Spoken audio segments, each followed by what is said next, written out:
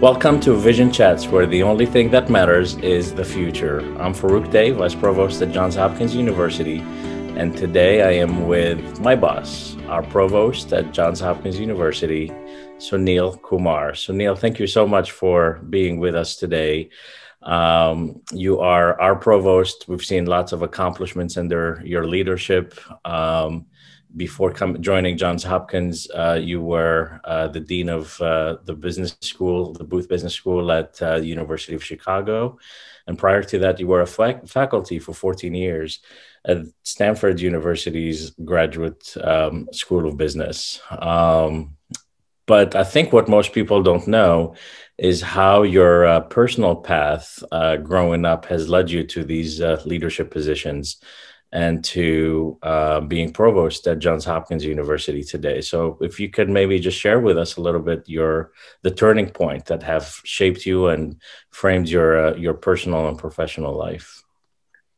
Yeah, I'm happy to talk about that. And it does have a career-related component to it, which may fit in with this Vision Chat theme of work and so on. So I went to a very good engineering school in India. I grew up middle class, and this was a good state-owned school. When I finished, I got a very good job with one of the large conglomerates in India in a manufacturing setting. So this would be, I would be working in a company that made trucks. And as an engineer, this was a good job. But I realized only after I had gotten the job that I didn't want that job. So I wrote a test. In India, it's called the Graduate Aptitude Test in Engineering. And I wrote that test to get into graduate school. And I got into the Indian Institute of Science. And I did it primarily because growing up middle class in India, it was not possible for me to go tell my father and my mother that I was going to turn down what was considered a plum job without having any other alternative. So as an alternative, I applied to graduate school, knowing that my parents would say, oh, yes, to graduate school for sure. And so I got into the Indian Institute of Science. And then there I realized, so that was my turning point, because when I went to the Indian Institute of Science, I realized very quickly that it was I just loved the academic environment. I loved the idea of research. I loved the idea of chasing down ideas that others had not. And so, there my future advisor at the University of Illinois at Urbana-Champaign. So I went to the School of Engineering, the College of Engineering there for my PhD. And my future advisor happened to be visiting the Indian Institute of Science when I was a grad student, and I was assigned to him as his RA. And so when his stint ended there, he said, would you like to come back to Urbana and finish up a PhD with me? And I said, yes. And that was it. So I have never left academia since. As my wife is fond of saying, I've never had a real job. For people who plan their lives to great precision, I think my one advice would be, I think I'm an example of, if you had asked me when I was 22 that would you be a provost of a major university, I'd say, what's a provost? Right. So, and why would you want that? And so, interesting turns that I had very little to do with that led me to be here. So you got into academia because for the love of research, when you got in and you realized that that's what you liked, but how did it evolve into leadership positions? And you must be experiencing a little bit of tension between being fully engaged in research and having leadership positions, and being provost is no small task, pulling you away from that, and how do you deal with it? But first of all, like, how did getting leadership positions happen by happenstance, or was there some strategy from you at some point? No, again, it was happenstance. I At Stanford, I was asked to be on a committee. I always did my share of service. So when they asked me to, join a committee or do something, I did my share. But otherwise, I was, I had graduate students and I taught my courses, and that was my world. And this was a curriculum committee that made major changes to the MBA curriculum at Stanford. And the chair of the committee then became the dean of the school. And he asked me, having seen me on the committee, asked me to be one of his senior associate deans, which was what the number 2 positions are called at Stanford. And so I said yes after some thought, and partly because I felt obliged to help implement the curriculum that I had helped design in the committee. And then I realized I was actually good at it. And I mean, modesty aside, it's not a very modest statement to say you're good at administration. Almost anybody can make people fill out forms in triplicate. So, this is not exactly great achievement, but it turned out I was good at it in the following sense. I felt I could help my colleagues be even better as teachers and researchers. And so that has been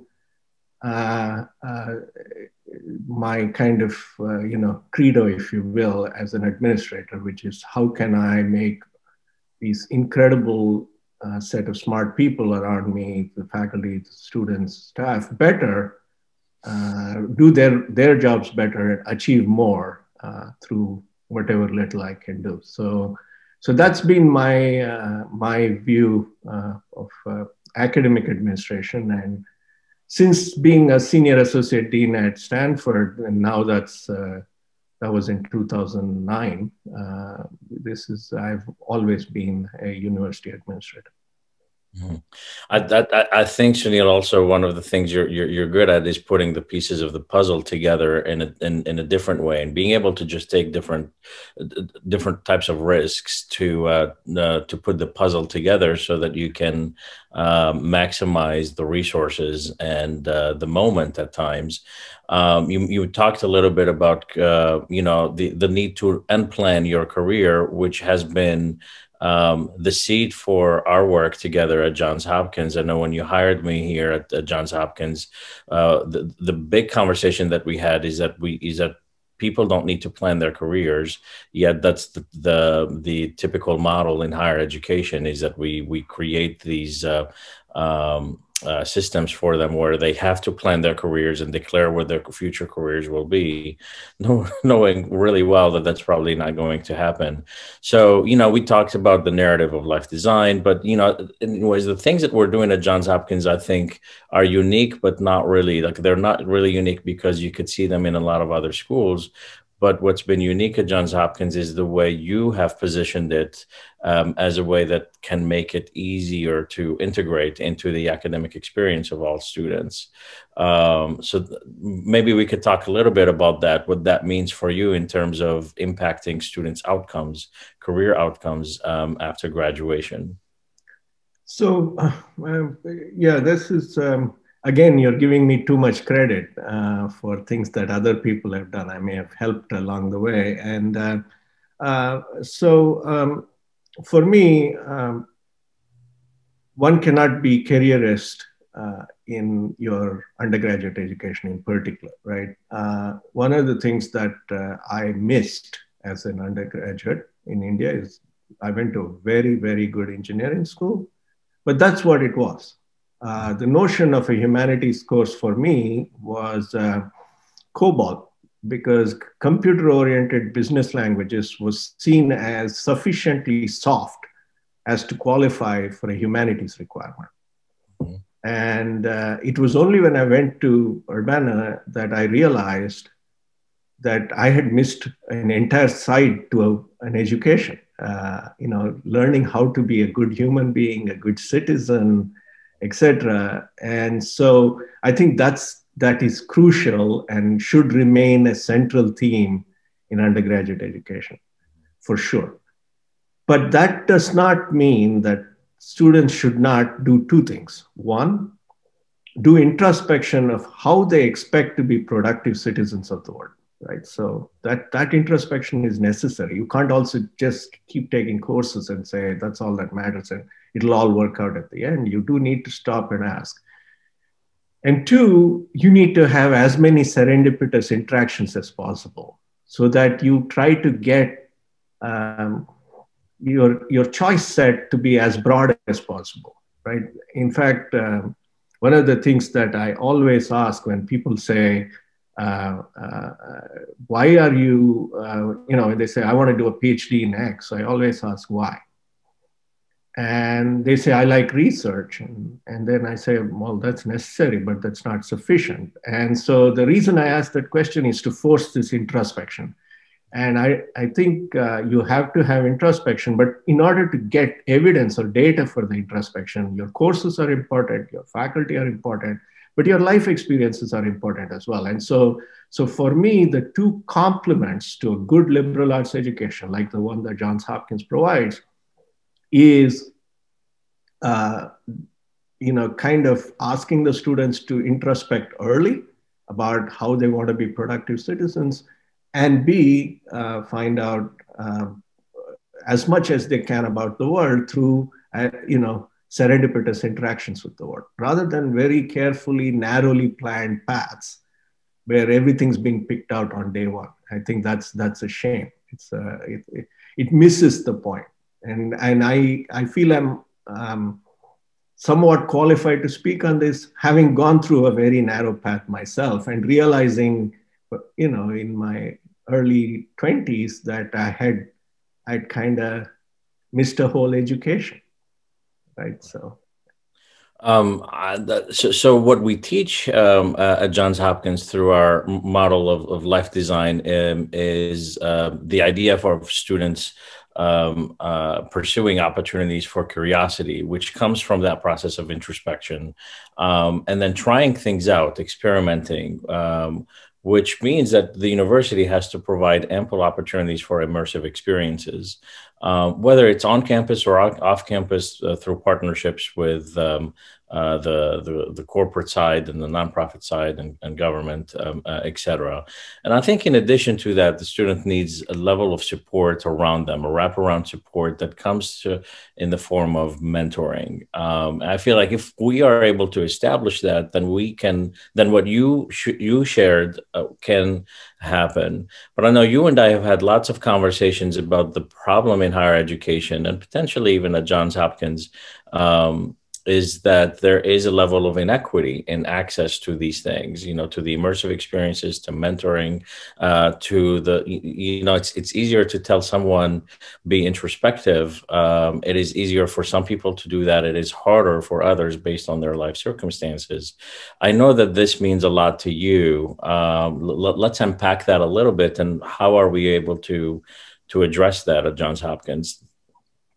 So thank you for that, Farouk. I think especially this year, both with the anguished and angry calls for racial equity and racial justice, as well as, for example, our own revelation about our founders' history, which was recently done.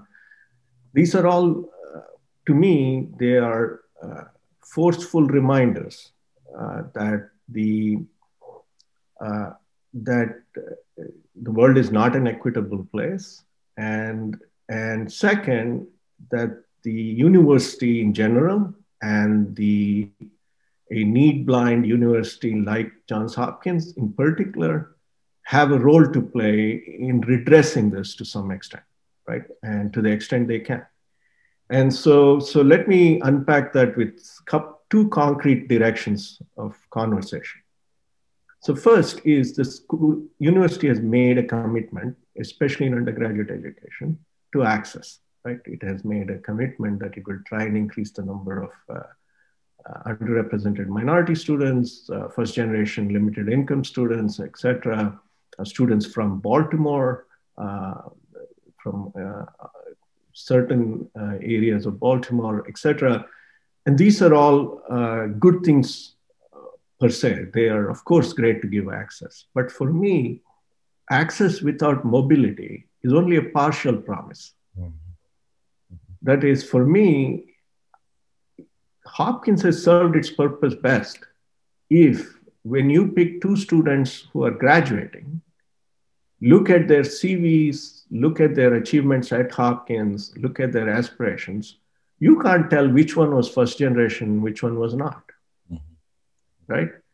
Then we have provided a mobility thing as well. In fact, one of the statistics that a few years ago I saw about our, and I'm sure it's not unique to Hopkins, was that one of the most common ways in which our students got jobs, when they filled out their first destination survey, one of the most common ways in which they got jobs was through personal connections. And that's another way in which the equity issue is exacerbated, right? And so if we are indeed providing mobility, we need to provide a counter to that. We need to use your office and any other tool we have to make sure that mobility and choice are not limited to those who already came in with choices, but it's given to everybody that we have let in through the door. So I think that's that's something, by the way, we have designed into our financial aid system, that part of the money we spend to our student support is spent in what we call two to through, I think it's, I forget. To and through, yeah. So I never remember all the huge phrases that people come up with, but I understand the concept, and I was a champion of it. And the concept is the following, which is, it's not that our responsibility ends when you come into the door. Our responsibility ends when you come into the door as an alum and say, we did our job well. So, so that's what we mean by to and through. Now, that's an ideal. Are we doing as well as we can on that? No, we have a ways to go, but at least we have started out on that journey. That sounds good. And we've added the word beyond to that. So it's not just to and through Johns Hopkins. It is also beyond Johns Hopkins. Thank you, Kelly Berry, for sending that note. We got helpers in the back who got our back. Sunil, you mentioned a little bit about this year and how exceptional it's been in many ways. The outcry for more social justice, but also this has been an exceptional year from a global health perspective. This pandemic has had a profound impact on people's health, on people's sense of safety, but also in how our society and economy works and education. And we're experiencing it firsthand within a university setting. As a parent, I'm experiencing it with my 3 kids who are currently on their laptops and iPads doing learning in a way that I had never imagined would happen full time for such an extended period of time. We're shopping differently. We're connecting and building community differently, struggling to build community, I would say. How has, first of all, COVID-19 impacted you as a provost? How are we coming out of it as a university? But also, how do you see it shifting paradigms in education and in other sectors? Yeah, so there's a lot there. So I'll start with the personal side because that's relatively easy to do. It's brought new challenges, etc., work-wise. But compared to most of the people on this chat, I think my wife and I are relatively, less affected. We don't have children. We live in a rural community and our suburban community where, our life has changed less than how it has changed for lots of other people. And so for me, the first thing it's done is it's changed my sense of gratitude towards what other people do. And I'm not just saying this. You know, I sent a note out to all my staff earlier this year during Thanksgiving, which I'm happy to share. And I'll share this publicly. And I'm just hoping my brother-in-law isn't on the chat. But if he is, well, so be it. So I was a Thanksgiving skeptic. I felt that this was a hallmark generated thing that, you know, of dubious social value and even more dubious history. And so I was, you know, and now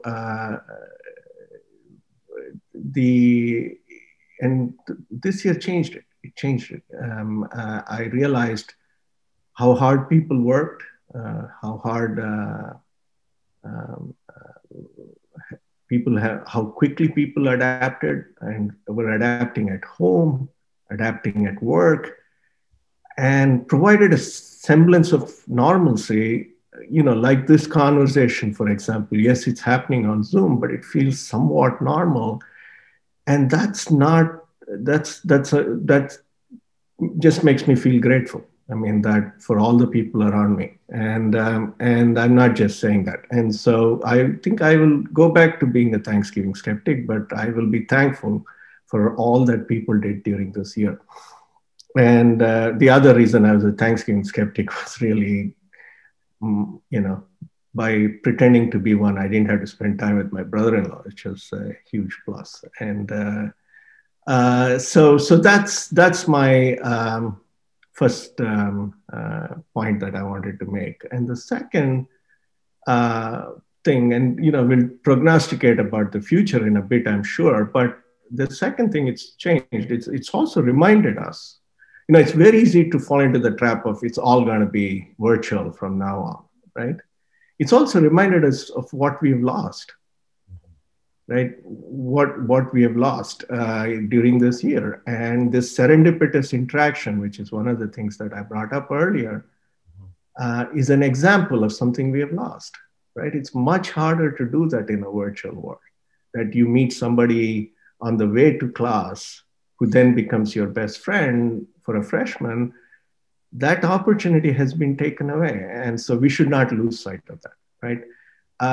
So that's the first thing, I think, in the way in which we have changed. The other way in which I think we have changed is we've been, you know, to use a cliche, necessity is the mother of invention. And so we've become more inventive in how to try and connect and how to reach out. And some of those inventions should stick. They should stay. And so I think that's important. And so I would say that, you know, an example of that is how the, you know, integrative learning and life design function should operate within a university. A career services function should operate within a university. There is a certain value to it operating partially virtually. Advising is another example of something where the virtual interaction may actually be more beneficial. The flipping of large lecture classes, I was talking to a group that where they pointed out that a couple of faculty pointed out that they would keep their class the way it is now for part of it, and then do the kind of more intimate interaction, which is the hallmark of you know, small undergraduate program like Hopkins, and keep both, but kind of mix and match for the best of both worlds. So the inventiveness has been the third aspect of this year. And so that's how I would characterize how this year has been. And I think the best thing about it is there's about 14 days left. Right. So. Of this year, at least. Yeah.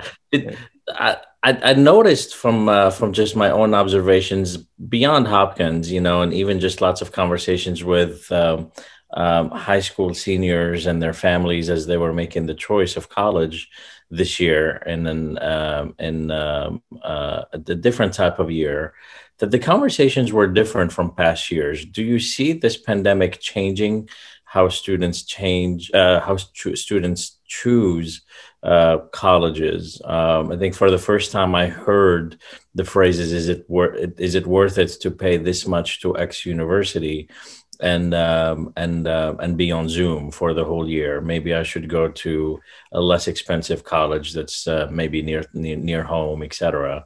Do you feel like in the enrollment business that this will be a major paradigm shift, or is it just temporary and we go back to how things were? I don't think it's fully temporary. I think some of it, the need for us to be much more explicit and purposeful towards delivering the value of coming to a program like Hopkins to our students will increase. The call for us to do that better will increase. And I think that's a good thing. I think we really will need to establish why someone should come to Hopkins. And I think that's a good thing. I think competition in the online marketplace will increase, which is a good thing between institutions. We can fall into complacent traps quite easily, and it is good for us to realize that there are a lot more providers if we were just doing a kind of pre-recorded lecture who can do that lecture better than us, right? So I used to teach by the case method. And when you teach by the case method, the solution of the case is not what you're adding value to as an instructor, right? It is the method by which the students arrive at the conclusion themselves that is your value proposition. So which requires you to actually, and I think that kind of thing will apply more broadly in education, where how can we get our students to learn better will become more important than am I delivering information in the most efficient way. And so, which is all good, all good. So that part I am not that worried about. Because I think it will challenge us. It's not that it's easy, but it's driving us in the right direction. We'll become a better university for this pressure. Right. So that's why. Yeah. What about research? How will that grow and develop beyond COVID-19? And how has COVID-19 challenged or changed that now?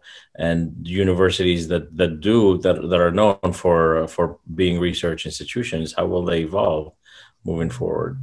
Yeah, so this is where I'll get more speculative and perhaps a little controversial, but I'll say it anyway. I think COVID has affected research in fundamental ways. If you're an archaeologist, I mean, the chance that you'll be able to get back to your dig before next fall is negligible, right? And given that, you let your dig lie fallow for 2 years, that sets back your research program a long time, not just those 2 years. And so this will have long-term impact on our research. And we have to figure out how best we can respond to that, especially on our junior faculty. Mm-hmm.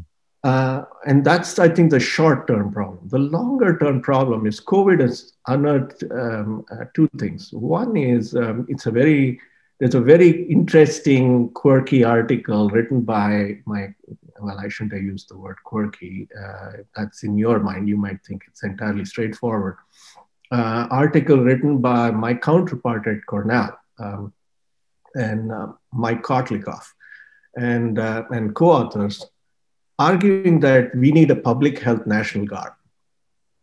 And the argument is we didn't have enough people who had done 3 days a month or something, weekend warrior equivalent, getting trained in how to help communities more immediately when they're faced with something like a pandemic. And I think that call will increase on how quickly can universities respond to research challenges that are pressing. So we are designed to solve research challenges that will take us decades to do, and we relish that, right? We should be spending our time figuring out what happened in the first quarter second after the Big Bang. That's one of the reasons we exist, for doing fundamental work. But we also need to figure out how best can we serve Baltimore in a pandemic, and whether we can deploy ourselves in a way and reward people who deploy themselves in a way that they can help in the here and now, right? And our reward mechanisms, etc., are not set up for that. They're set up to reward actions that have impact that's long term and is far away, rather than impact that's short term and here.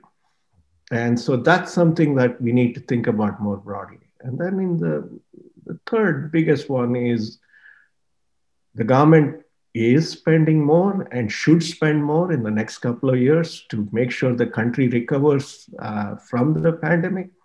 And that will no doubt put pressure on the governments to scale back on things like research funding and so on. Whether I'm hoping they don't, which will require us to be even more efficient in, science per dollar kind of thing. And that would require us to move more towards collaborative and team science, I think, in at least some disciplines. And that's easier said than done. Our own reward mechanisms are designed to reward individual achievement rather than collective. So rather than collective achievement, and so that's also something that we need to think about.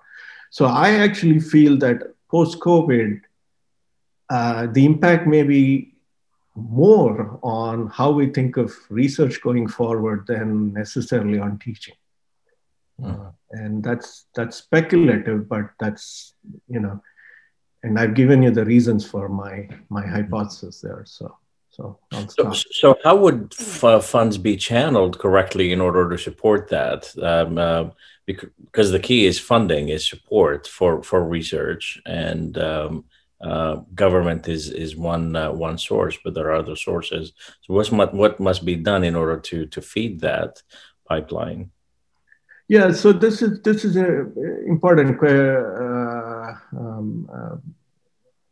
question, right? It's the government must feed some of it, and in some cases feed more of it. So take, for example, and this is something where Hopkins is part of a consortium that's been arguing about this. So I'm happy to make a plea here as well, which is a lot of our large-scale computational infrastructure we have ceded to the private sector, right? It's not uncommon for universities to give faculty members, Amazon Web Services credits or Microsoft Azure credits so that they can get their computational power from these sources.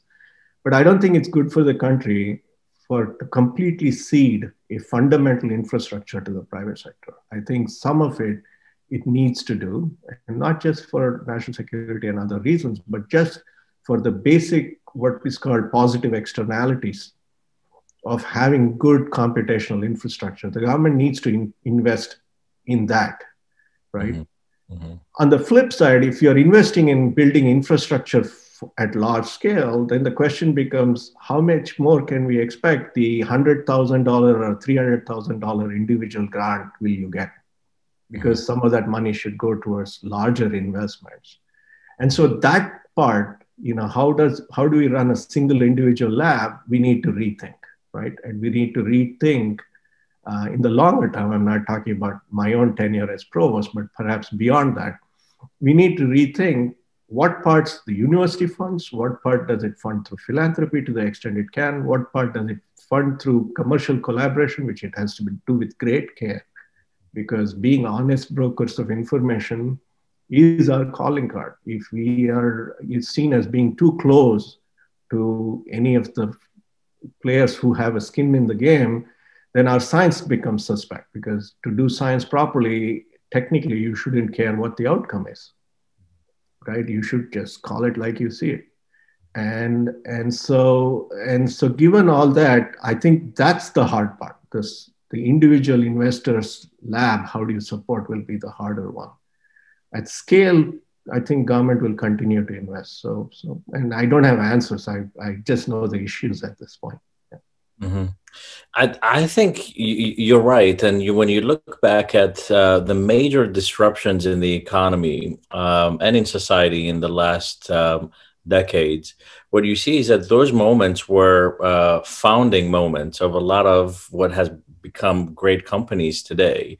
You look at them, they were founded, some of the great companies today, especially in the tech sector, were founded between 2008 and 2010, or around 2001, 2000, 2001. So with every major disruption in society, it feels like there is not only a call for innovation, but there's backing for that innovation, and universities have to play a role in that. So if all of this is true, and if universities are going to play a major role in research in the next couple of years and beyond, what I suspect will happen is major transformations in industry, in the world of work over the next decade and two.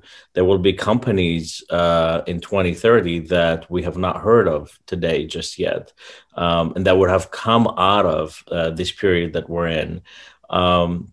I wonder if you could speculate a little bit more about the state of the economy and what you see as emerging industry sectors, how the world of work will change in the future, and what we need to do to prepare for it.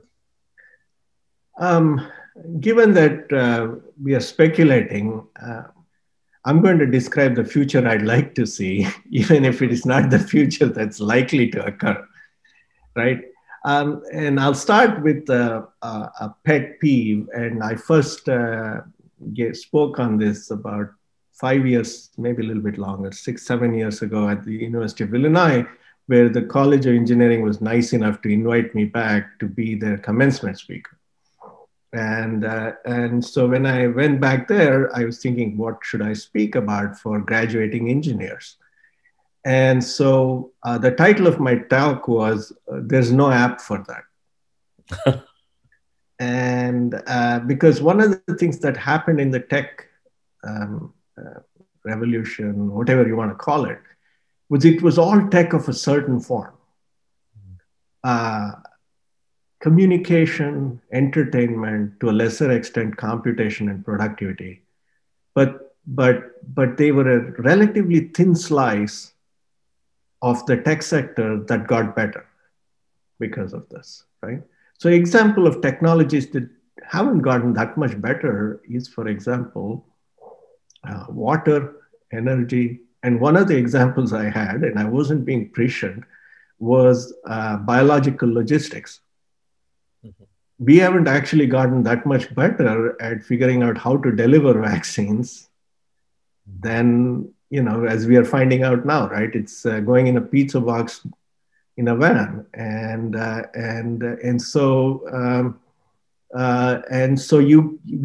I think for me, what COVID will probably do is broaden technology as a sector to include biology and life sciences in a fundamental way, which I think is essential. I feel too much talent. I have no right to tell people where they should work, but I feel too much talent in the technology world, science and engineering in particular, but more broadly, has gone to too narrow a sector of technology, and not broadly enough on things like food, water, health, broadly defined, etc. And I expect that this crisis will drive people to realize I need to do one of those. Just like a generation, after the moonshot in the 60s, there was a generation that cared about aerospace. And, for some of you, they recently did, over Thanksgiving break, of course, I watched lots of old movies like everybody does. And one of the old movies I watched was 2001 Space Odyssey. And if you think about it, Kubrick got the future wrong in both ways. He got the future wrong on communication because when this person in a space station orbiting the moon wants to call his family, he has to go to what looks like a phone booth, right? Today, all we know is if there was a space station orbiting the moon, your PS5 or whatever would work there, right? So you would be, your internet would be there and you would be making a VoIP call with the same phone you made a call from home. So that part we know for sure would be going on. Uh, and on the other hand, we are no closer to having a space station orbiting the moon today than we were in Kubrick's time. Mm-hmm. If anything, we may be further away. Mm-hmm. And so for me, the future I'm hoping this shock will give us is a broader expansion of the tech sector itself. And for me, including especially on life sciences, and I hope that will come to pass. But that requires, according to you, that people, students, that is, and graduates choose those paths. Does it require anything else? Uh, it does require more training, but one of the common, and I saw, one of the common mistakes people do is somehow the choices you made when you were 20 or 21 are irreversible, right? And if you're willing to invest a little more time in yourself and and are willing to take a fifth year to get a master's in public health or in something like that to broaden your horizon. I honestly, and you might say, well, that's self-serving statement. You collect my fees, and so you're obviously selling your product. No, I honestly believe that in the long run, that year will not matter, and that fees will not matter. You will be able to, earn that back. You might get yourself a much more rewarding career. So going back to this maximize chances for serendipitous interaction, don't commit too early. There is no particular reason to commit too early. And the first decade of your job, yeah, you can't be a rolling stone, but at the same time, you can't also stop learning and seeing what opportunities allow me to grow, broaden, etc. So I'm not saying we should take in more people and stick them in biology classes quicker, right? Yeah. What I'm saying is, if you're thinking of doing a certain kind of STEM, ask yourself, is that the only STEM you want to do? Right? And if you're, and so that's all I'm, that's how I think about it, rather than as a mass increase in the number of people who are a major of a certain kind. Yeah. Sunil, I'm not sure if you agree with me on this one or not, but I've thought for a long time that academic structures, for all the good that they do for the world, are too rigid for the times that we're in universities in general. And this time, for example, the World Economic Forum is predicting that 50% of employees will have to reskill by 2025. And all of these people are not going to want to come and do a full-time degree for 2 or 3 years or 4 years or even 1 year. And World Economic Forum also projects that 40% of employees would have to reskill, can do so within 1 to 6 months that time. And we have a lot of opportunities now with e-learning platforms and other opportunities to do that. I'm wondering what the universities can do to reshape their structures to allow for more flexible upskilling, reskilling to match the the needs of the workplace of the next decade and beyond. Yeah, so this is a very, very good point. I think uh,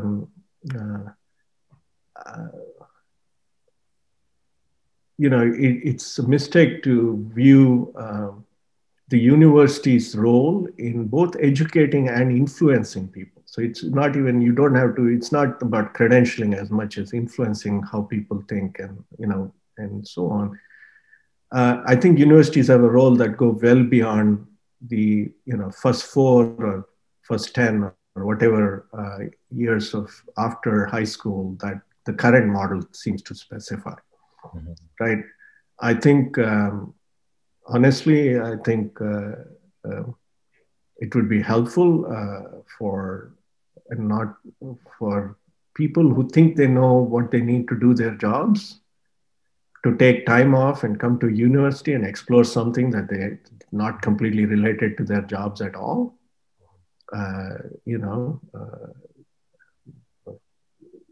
think about And I think it would help them in ways that, all of this seems like wasteful and so on. I don't think of them that way. I think that we invest too little in ourselves, and we fall into this thing of, well, I have to do this and I have to do something else, without saying, maybe I can add more value to my organization, to society, and even my own economic well-being if I occasionally step back and say, let me go to an environment which is simply about investing in me or investing in my group as an organization, etc.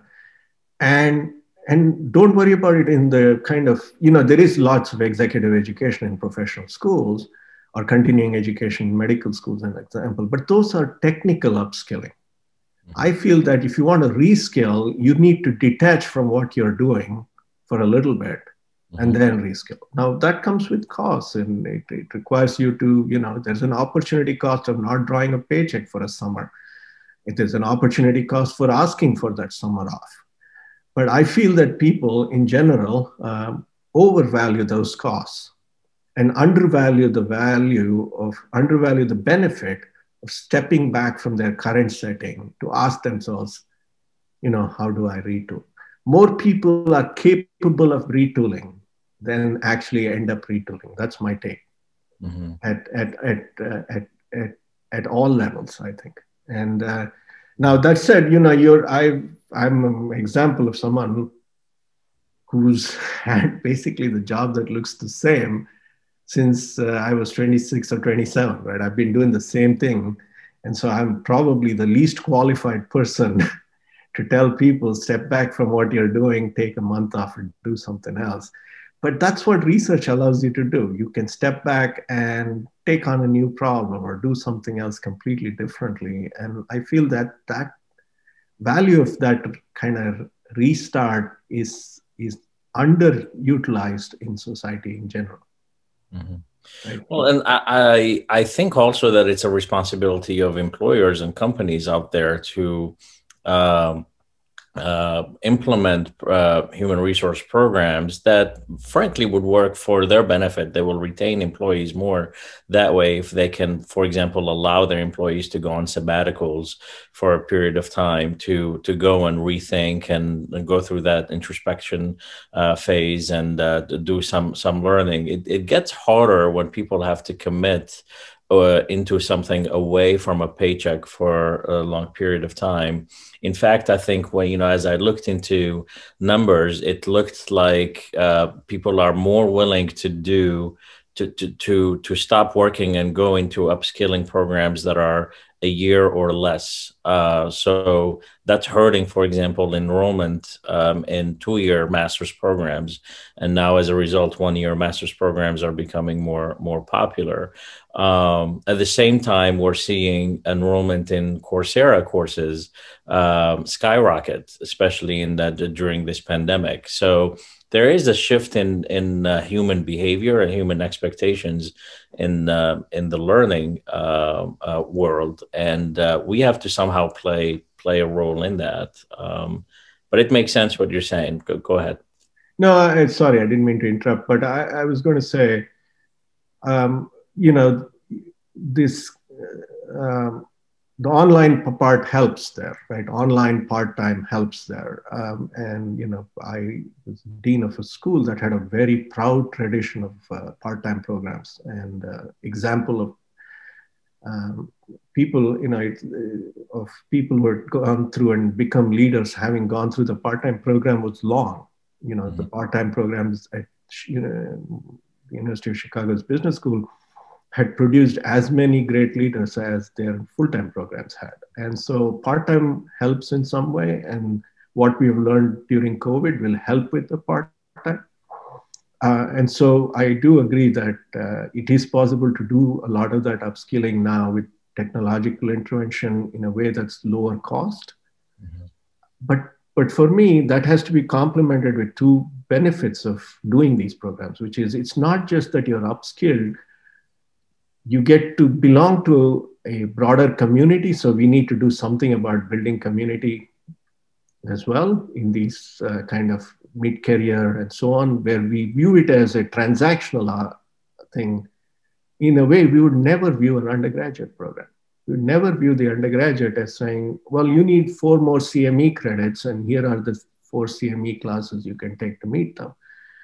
And so I think we need to get better at providing community and also doing parts of it which are not just upskilling, but generally asking people to step back and introspect, even if they're in a part-time program.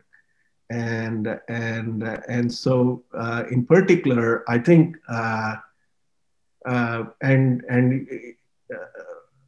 right. So one of the things that I want to point out is if you do this wrong, this will exacerbate inequity. Yeah. Because what my model taken at face value will suggest, just as the Hopkins education would suggest, that if you just said, oh, we'll take anybody and in 4 years' time we'll make them take lots of hard courses and they'll come out and do great, and just did that, right? It will not serve anybody well, right? And so it will make inequity worse. So that part I get. So for this to work, the employers, the universities, so for example, just as we support some number of our undergrads, actually a significant number of our undergrads financially, we should ask ourselves, are we doing this for people who are later in their career? And if you go away from a transactional model, you can get there, right? So if you go into a relationship-based model, then you might get there. And the employers also have to think that way, right? As to who would benefit the most from this introspection, or is it just reserved for the corporate types to take a weekend off and do a retreat that they can do anytime, right? The question is, are you willing to do this for someone on your production floor, right? And so that's a bigger question to ask. And all I'm saying is, don't shut the door on that, because you're not. I think there is value there to doing if you do this right. Well, I think what you're addressing here is the issue of lifelong learning. Our community is beyond students; it's all of our alumni, and in the Johns Hopkins context, is the 200,000 plus alumni that we have, and our commitment for them to continue to learn throughout their lives.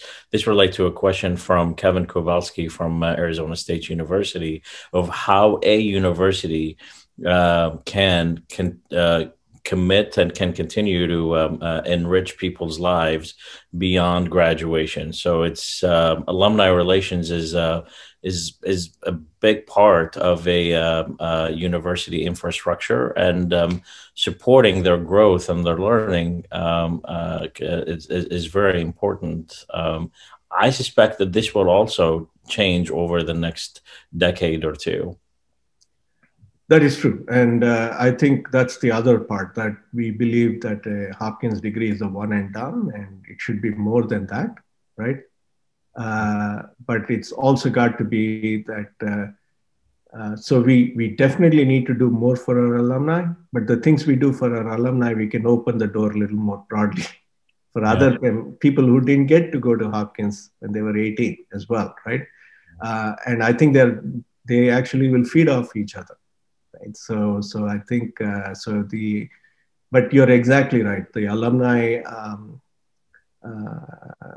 engagement needs to get better as well. Right. So for sure. I'm not sure if you're familiar with this project and model, Stanford 2025, which happened after your time at Stanford, but it happened during my time there. Looked at future visions of higher education and universities. And one of the model that came out of that project is called the open loop university, where the students is admitted into a university but never graduates. It's constantly looping in and looping out. You come in, you take 4 courses, you achieve a certain level, and then you go out and into the workforce, and then you loop back in and do some more, and then you loop back out and you're engaged in the community. I see you smiling there, so you must be thinking about something, or maybe a background. No, I just have nightmares of having to do my PDE class over and over again. I hear you. So that was an interesting model that came out. Anyways, projection is predicting the future is a dangerous business, as you always say. So, but it's easy to do, but time will tell if any of these work out. In the last few minutes that we have, I want to ask you, if you don't mind, to do your own introspection of how Johns Hopkins has evolved over the last few years, certainly under your leadership, where you see it go in the future, especially in this moment where we're at a very important turning point in our history, in the world, but also in this university, and we're playing a major role in what's happening now. Um, I've been here now 4.5 years, and so a lot of what I'm going to describe were going on well before I came. But there are several things that have changed. The most important is our view of access and mobility for our students. I think that's been a substantial investment. There's also been I think at multiple levels, an understanding that our diversity efforts, inclusion efforts, equity efforts have had positive effects, but there's a lot more to be done. So in fact, the culmination of that was the roadmap, diversity roadmap restart. I know you are leading one of the work groups there, Farouk, and I think that's another important, I'd say, change and evolution towards Hopkins becoming a better organization, a more inclusive organization than it has been, and a more accessible one. And doing this in a way where its impact on society remains just as much as it has always been. Right? So, and in particular, I think COVID has brought out how very different parts of Hopkins can add value when they come together. An example of that is Lauren Graham's COVID website, which I think now has crossed 1 billion distinct views, and that's with a B. And but it was built in civil engineering. That's where she is, and she's a systems engineer. And the combination of that with our public health expertise, our medical expertise, et cetera.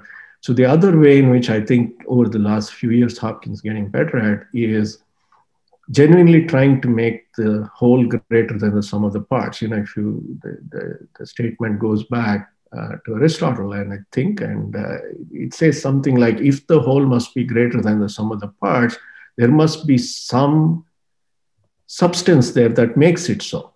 So, and I think Hopkins is discovering that substance, that coming together, not as a collection of schools, but as a common community is good for it.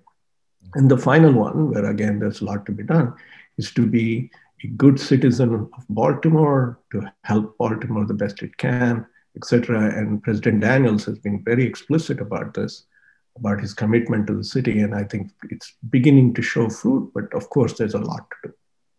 There's a lot to do. I want to also use this moment to offer maybe one leadership lesson for the audience that joined us today.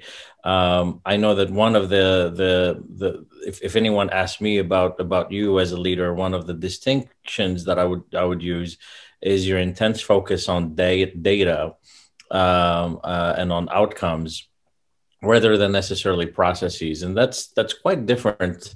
At least for me, in my experience in higher education in general, is that I've grown up working in environments that have intense focus on the process as a measure of success. But for you, it's different. Would you mind just in a minute or two talking about like how you see that and how that helps you shape your organization? Data and evidence is not a substitute for judgment.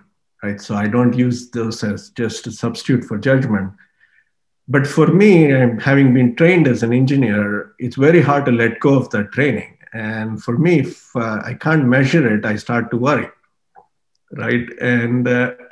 So I want some measurement while being fully cognizant that those are very limited things and should not be taken too seriously as a kind of defining feature. And the second one is something in my field is known as the Hawthorne Effect. The very fact that you measure makes things better. You don't even have to look at the measurement. The fact that you're measuring makes it better, right? Because everybody realizes that, yeah, we should pay attention. People pay attention. And so I think that's what I'd say. Very good. Thank you so much. This was a fascinating conversation and a great finale to our series, Vision Chats. We are going to take 2 months off before we start again in the spring. My gratitude to you, Sunil, for being an outstanding closer, and to everyone who has been joining us for the last several months. And remember, the only vision that matters is the one that you create. Thank you all so much. Blessings. Thank you. Bye.